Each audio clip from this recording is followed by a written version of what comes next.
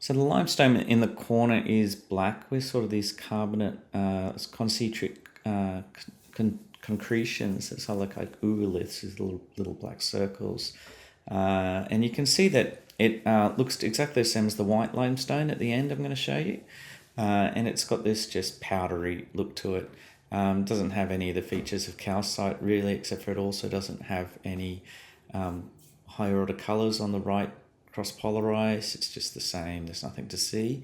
So it's just got the powdery look. Now in thin section, they call these fuzzy grains. So I think that's just an artifact that because it's so powdery, everything looks fuzzy.